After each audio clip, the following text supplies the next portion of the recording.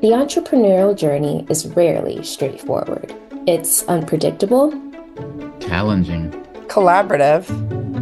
Risky. Transformative. and often deeply personal. The VentureWell Voices podcast offers an inside look at the changemakers using science and technology to solve the world's greatest challenges. Hear their stories of the messy, meaningful path from idea to impact. Welcome to VentureWell Voices. I'm your host, Christina Tamer, and today we're talking about science and tech entrepreneurship and strawberries. So it's peak summer right now where I am, and we're eating lots of strawberries in our house.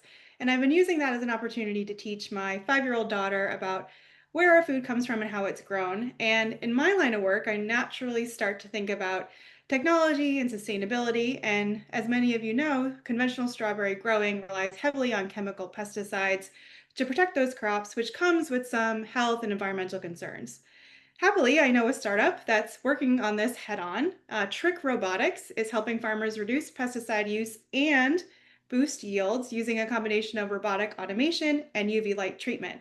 Today, I'm joined by Adam Stager, the CEO and co-founder of TRIC Robotics based in California. Welcome, Adam. Thanks. It's a pleasure to be here. Yeah, I'm happy to have you here. You know, we've known each other since we were just talking about since I was pregnant with my daughter, so almost 6 years. And you started this back in 2017, if I remember correctly. You were a PhD student candidate in mechanical engineering at University of Delaware. Tell us what life was like back then when you were first getting started on this. Yeah, for sure. I think I've always been an entrepreneur in the sense that I was always inventing stuff. And I think back then I was inventing a lot of things that I thought were really cool, but they weren't really adding a lot of value for other people in the world. So I was kind of tinkering a lot. And I think it was fun pitching all kinds of ideas. But that was really just me getting started with entrepreneurship. And I was lucky that there was a program at University of Delaware that kind of helped me steer myself into a direction where I could focus and help a lot of people. Yeah, you started out doing, a mechanical engineering innovation, and you don't come from an ag background, right? Like this was purely mechanical engineering focused, right? Yeah, our funding back then, a lot of the funding was Department of Defense related. So it Mm-hmm. was actually military funding for building small robots that could do like recon and things like that. So totally different direction. Yeah, and this pivot is sort of legendary in the National Science Foundation I-Corps community. This is a classic pivot of you had a technology looking for a solution or a problem it could solve, and you had a hypothesis, and that hypothesis turned out to be pretty wrong. You pivoted. So tell me about that story, about where you started and then how you got into ag. Yeah, I'm so grateful that these kind of programs exist, and I think that a lot of the technologists and scientists would gain a lot from going through programs like that because they pressure you in all of the right ways to start a company and get your head out of the science. And so back then we were building these small robots, like I said, for the Department of Defense, and I was looking for a great way to make it into a product that we could market and solve some kind of problem in the world. And we ended up starting with SWAT teams after figuring out like where could we take that small robot and make it useful. Saving lives seemed like a really noble thing to do. And through I-Corps, we talked to 100 different police departments and drove all around the country, focusing mostly on the East Coast to start. And we found that it was a no-go, which is something that's pretty humbling.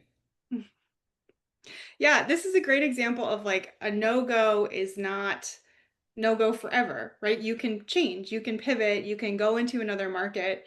So how did you then identify the agriculture opportunity and get your foot in the door for doing customer discovery?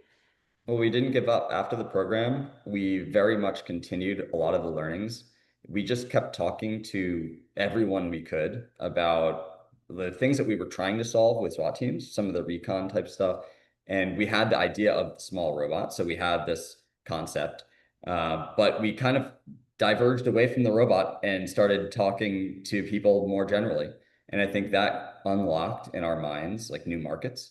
And now looking back, agriculture seems like such an obvious fit for automation. And I think it kind of was the perfect direction to go. There's a lot of structure in the environment. You're helping all of these people. I mean, basically everybody you're making an impact on. So it's really for an entrepreneur, I think it's an amazing place to be starting a company. And from a business perspective, one thing we learned is it's important that you have a business that can make sense over the long term, something that can really snowball. And we were doing one-off sales originally with the SWAT team robots. And that was really hard business to get going. But in agriculture, there's this a lot of these reoccurring expenses for these farmers. So as soon as we kind of learned about ag, we're like, wow, this would be an amazing place where my skill sets could be valuable and where we can have an amazing business. Yeah, I think you just need to keep a super open mind. That's the key to finding an amazing problem. Yeah, you unlocked something that was scalable, right? So with the SWAT teams, the one-offs, you can sell something once. That's one sort of challenge, but the real key to running a larger business or a scalable business is finding where you can have those repeatable sales based on a hypothesis or of a value proposition that's true for many, not just one, right? So like doing a one-off sale is kind of just like consulting, but you unlocked something that could scale. And I remember you found a USDA scientist or some research that showed that the UV light was effective at preventing pests. And then what you did was combine it with the robotics innovation. Can you tell me a little bit about that merging of technologies and how you uniquely got it set up to work in a field? Well, we didn't know much about ag when we started. Mhm. So we actually took a very similar approach to what we did with iCore. And we literally drove around to farm stands and started talking to farmers about some of the problems they had. And we also, in parallel, were talking to some scientists because we didn't know what innovation would be able to help solve some of the problems, or if it would be innovation at all. Maybe it was just some kind of organizational thing, something simple. So we kept a really open mind, but we ended up finding the perfect pairing that also used a lot of our skill sets. So the scientist that we ended up meeting was working at the USDA for Mhm. 10 years on this really amazing innovation that uses light to replace chemical pesticides. And a few of the things that we heard from the farmers, especially in specialty crops, they don't tend to make new chemicals for specialty crops. So the farmers were dealing with a lot of uncertainty with their sprays. So they were spraying a lot of chemicals and weren't getting very effective control. They were also seeing a lot of regulatory pressure. And the labor was also one of the biggest challenges that the farmer was facing. So it seemed like we could solve the bring UV light to the field problem using automation so that we can get the right dose. Basically, too much light will burn the plants and too little won't get control. So perfect use case for that. And that technology combined with automation can solve these three big problems we kept hearing from farmers. Can you summarize the three big problems you were hearing? Yeah, it was the resistance to these chemicals. So consistently doing these sprays, but not getting good control. Regulatory, I think it's a good thing that we're really being considerate about the chemicals that we do spray. But because of that, a lot of these chemicals that they had in the past aren't accessible anymore to them. And then on the labor side, not only is it hard to find labor, but the labor cost is continuing to increase, which is making it really difficult for these farmers to make a profit. Mhm. And you did a lot of work from Delaware to begin the understanding of the ag market, but then there was a key moment, right, when you moved out to California, and I think that was in 2021 or so. And I remember you were, driving back and forth between the Central Valley and I think San Francisco. Can you share a little bit about how you then really began to go from customer discovery to earning your customers' trust to eventually sales? Yeah, for sure. I think that's a really important point for an entrepreneur when you're just thinking about a technology and trying to figure out how to make a business to actually talking to the customers. We were really lucky because the USDA scientists had spent 30 years in this market. So they were able to give us access to a couple people who were willing to give it a shot. And I had a couple amazing students that were at the University of Delaware at the time who are now co-founders with me of the company. And one of them was willing to take a whole semester off and come out to California and live out there for 8 months while we built trust with these customers. And initially, the farmers said, it is a big problem for me. I need a solution. I don't see one coming. I'm willing to give it a shot, but it's really risky. If I don't spray my chemicals here and get any kind of control, then this could wipe out my whole field. Imagine this pest proliferating through the whole field. So they gave us like half-acre plots, and because we were able to raise some money from the NSF and the USDA, that gave us a little bit of runway to really get going. So we were able to move out there and spend that time with the farmers. It takes time with this technology to show the value. So unlike some things, like for example, weeding, if you develop something that does a weeding task on the field, you could see if it did it right away. But for pest and disease control, there's a lot of uncertainty about the amount of pest pressure you're going to get one season to the next season from different plots, even. And we were very lucky because on one of our plots, the farmer really took that leap of faith with us, and they agreed to pay if it was working. And the reason we were lucky was one of the plots was on a hill, and there was a visible line where the robot stopped. And we were talking to the farmer, like, okay, like I think this is starting to work. Would you be willing to pay, and like how much, how much do you spend today? And just having that honest conversation with them, I think that was super key. And as we're having that conversation, the farmer's looking up the hill and the line is clear. He's like, oh my God, it's working. And we had these little robots that we had built, and he's like, how much can you do? And that was where we were like, okay, we've got something that could really start to scale. And it was really important from that point on to really talk to the farmer about how to make the business work, not just to solve their problem, but also to build a scalable business for us. And those Yeah. insights have been absolutely essential on how we built the product from there. Yeah, they had to see it to believe it. And honestly, I think they had to see you like in person. Like I know you spent a ton of time in person building trust, on the phone. Like I know you were on like a texting basis with some of your customers. So I don't want to understate how important that was, how much effort that took. You always have to be where your customers are, but you moved across the country to make that happen. So that was huge. We lived on the farm. We didn't even have an office for the first year and a half or so. It Mhm. was like in the dirt. The farmer would leave the farm, and they worked long hours. They would leave the farm and we were there. And then they'd get there in the morning and we're still there. And they're like, did you even go home? And sometimes the answer was no, we didn't. Yeah. So I think they really appreciated the hustle and the way that we treated their farm like it was our farm. Yeah, that's great. I think if there's anyone listening to this, you have really exemplified what it means to live with your customers, work with your customers, really understand a day in the life. That I think is really critical to your success. And now you've just raised your seed round to 5.5 million, led by Version One Ventures, which is huge. Congratulations, by the Thank you. way. Thanks. So what got you to that point? What's your impact to date that unlocked that seed round for you, and what's next with that round? Well, since that time when we were on half-acre plots, we've seen the farmers continuously scaling up every season.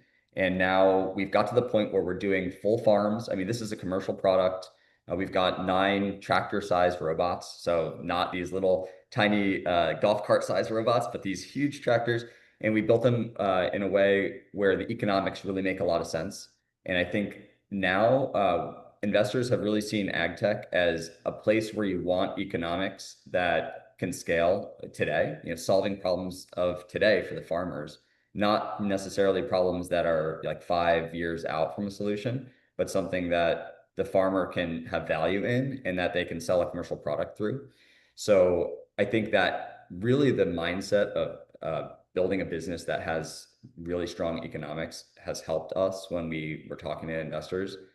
And I think it's really the big idea here is that we're building a foundation that we can scale a lot of other automation tasks on top of. So this robot that we're launching now, we affectionately call it Luna, that is currently doing pest and disease control. And it's because the farmer is willing to pay for that today, we're able to scale this fleet of robots on the farm in a way that the farmer is willing to invite those robots there. Now we're learning even more from the farmers on the next things that we can do to help them. And that's going to make this company incredibly valuable, not just for the farmer, but also monetarily. Yeah, this is just the beginning, right? It's really remarkable to hear you talk about it in this way because, right, when we met, you were looking for what problem you could solve, how you could solve it, very technology focused. And you're still an expert in the technology and even more so now, but thinking very much about the operations, the viability of the company. I remember we were talking about some operational considerations around like just the safety of operating the vehicle and staffing it. So you've come a long way. Yeah, I think a lot of it is because we've increased our team and brought some amazing people on board. Because as you start to build a company, there's so much to do. It's not like the technology is just one little piece of building a company that's adding value for customers. And Mhm. for us, because we're a service business, we actually provide this treatment as a service to them. We have an entire ops team that really knows the farm. They know all the little nuances to how operations are scheduled, and we work with the farmer kind of like part of their team. So it's the technology team, which is continuously innovating on the platform that we have, making it perform better and better in the fields, while our ops team is really focused on just having a really strong finger on the pulse with the farmer and Mhm. making sure that we're doing the best job we can with them. And so we've talked a little bit about, the round and how you built your team and advanced the technology and the vision. But can we go back for a second to just the impact on the strawberries and the yield and the pesticide use? What's that? What have those results been? The results have been incredible. We got really lucky again. I mean, there's a lot of luck in starting a company. And one of the things was that we didn't know if all these results would translate to the field. And three of the biggest pests that they have in strawberries are two-spotted spider mites, mites in general, powdery mildew, and botrytis. And we've seen strong results on all of these with UV light in the fields, in real open fields at commercial scale. So now we've already done well over 1,000 acres with our robots. Uh, what I'm really excited about is the concept of strawberries, which have been at the top of the list on the Dirty Dozen, which is a list of highest pesticide residue crops. I just am dreaming of the day where they're not even on the list at all anymore. And I think that's going to be amazing for the market because a lot of people don't eat strawberries because they're afraid of the chemical use. We can reduce the chemical use by as much as 70% on these farms. Yeah, you are making a very tangible difference in something that's kind of a household level problem. Like a lot of people are tracking and are aware of the dirty dozen, as you said, not eating strawberries because of that concern. So this is making a very tangible difference, and there's a huge market opportunity for you. I'm very excited to see where you end up. Yeah, I'm excited for the farmers, the community, and people that can join our team. I think we've got all three of those things. There's a lot of value we can add for people. On the farmer side, make them much more profitable for all the time they put into growing our food. On the team side, it's a really exciting technology. And then just everyday people could have food that has less chemicals on them. And ideally, if we can do everything right, I'd love for that food to be higher quality and less expensive. Yeah.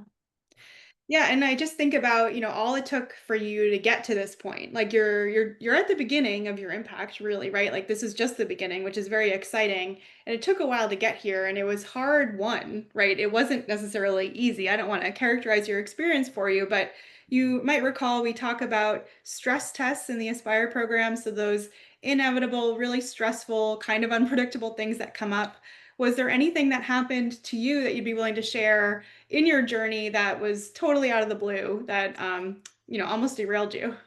Oh yeah, those things were brutal back then. Like just thinking through how your company could get impacted. I think a lot of them actually focused on team, like investors, like IP concerns, and we've managed to dodge all of those. We've got incredible investors, they're super well aligned. Our team, culturally, everybody's on board to bring this technology out there. But one thing that we have experienced is on the vendor side because we're a hard tech company. So we've got these really big machines. And sometimes you order something and it's supposed to come in 2 weeks and you need it to come in 2 weeks for the robot to get out there on the farm. It's really important that it gets out there on time because of the seasonality of it. And sometimes the vendor calls you back a week before it's supposed to show up and says it's going to be a month out. Mhm. And those kind of things feel like a stress test because it's super critical for our relationship with the customer to get that product out there.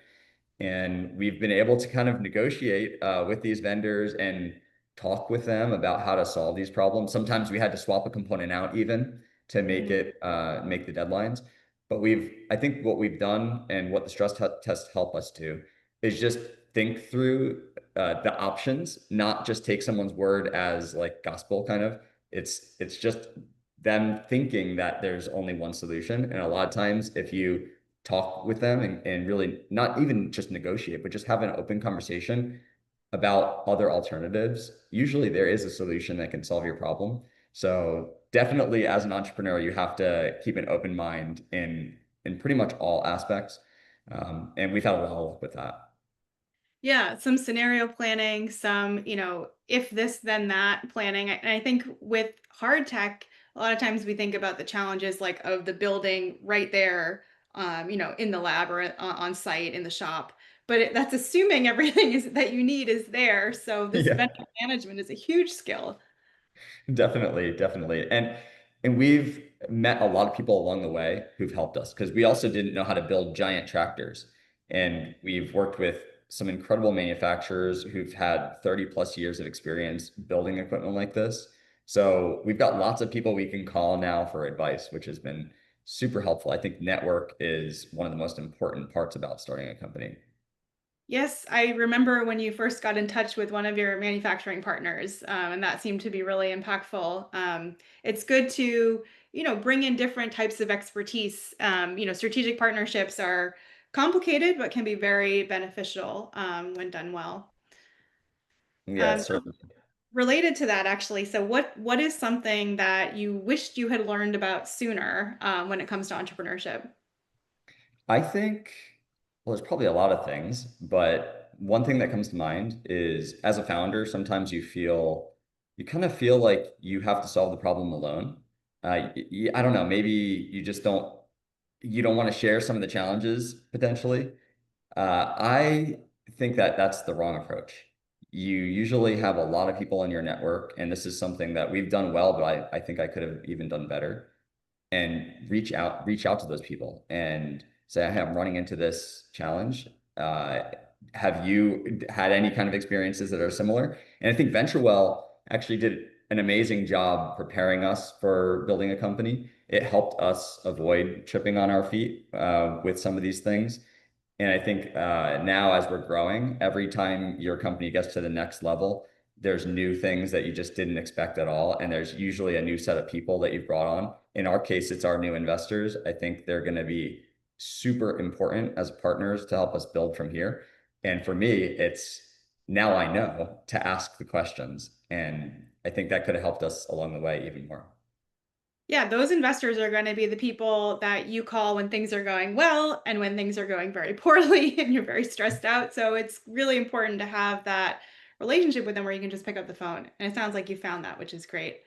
Yeah, that's what investors should be. They shouldn't just be giving you money. You've been a very good advisor for us in the past. You should consider investors the same way, like an advisor. Exactly. Yeah. I always said that when you find the right investor, you should kind of get butterflies, like be excited about their alignment and the vision for the company, and then just the way you kind of work together. So I hope that you have butterflies for your investors. Yeah, absolutely. They're like friends. Yeah. We're very fortunate. That's great. And so just to wrap it up here, what is something you do to take care of yourself? I've been getting into hiking recently, and actually, I think it's amazing to hiking is an amazing thing for entrepreneurs to do because it gets you out there, out of the office, into nature. It actually helps me think through some of the more complicated things with the company. And I had an advisor when we were getting started that used to take me on hikes to talk about some strategic things with the company. And I actually think that's like a really nice way to do something healthy and maybe bring the team out for a chat while we go on a hike. And we're in Central Coast here, San Luis Obispo is where we're headquartered, and there's a lot of incredible hikes around in the area, and there's a lot of nature to see. So it'd be kind of a shame to not be able to get out there and see these things. Yeah, that walking and talking, so where you can just talk and the other person, you're not necessarily looking at them and you can't really see their reaction, but that is a great way to just get your stuff off your chest without the reaction that might cause you to go one way or another in your train of thought. That is like a very honest, active way to be able to communicate how you're feeling. So totally down for the hiking and strategy meetings while hiking. And it sounds like you're trying to bring that into your culture at TRIC Robotics. You're at the point now where you're building a larger team. I think you might have some open positions. You want to tell me a little bit about that? Yeah, we're hiring. We're growing our team in pretty much all the different directions, from everything from the technical side on the automation, engineering, manufacturing, operations, and even people in the field that get to work with these robots directly.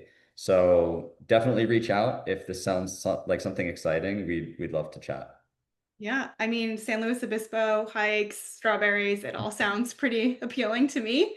Thank you very much, Adam, for joining the podcast today. It's been a pleasure to catch up with you. I always enjoy our conversations, and I'm so excited to see where TRIC Robotics goes next. Thanks a lot. This was a lot of fun.